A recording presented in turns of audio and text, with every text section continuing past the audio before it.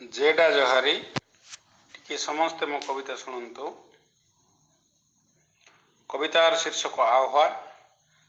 आस गढ़ी जीवा आमे ए समाज धरा दामे जेउठी जनम आमे होइछु।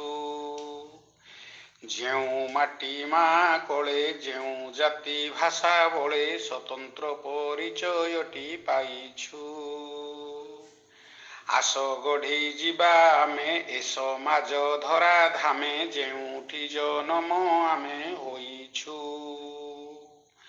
मोर माटी मोर मा मोर जाति मोर साहा मोर भाषा कुई भाषा अटई।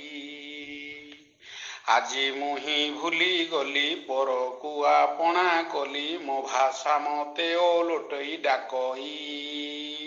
बाम बाम बाम बाम मो धरणी पेनु पूजिबा पितर पिता पूजिबा कोई मंत्र उच्चारण करुछु।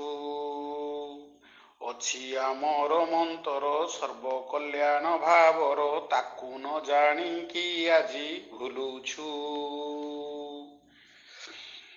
आस गढ़ी जीवा आमे ए समाज धरा धामे जेउठी जनम आमे होइछु।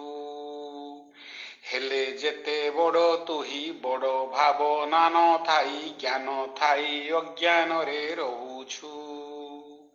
शिक्षा दीक्षा तोर थाई भाषार सुरक्षा पाई चिंता न करिकी किया शोउछु।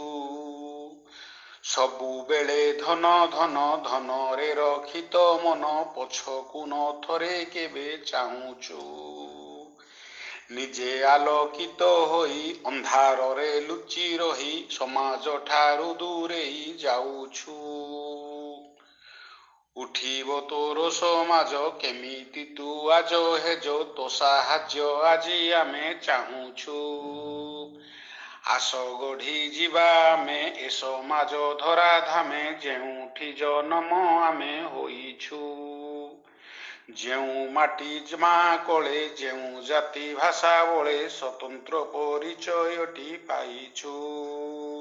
रेंकु जेडा जहारी। धन्यवाद।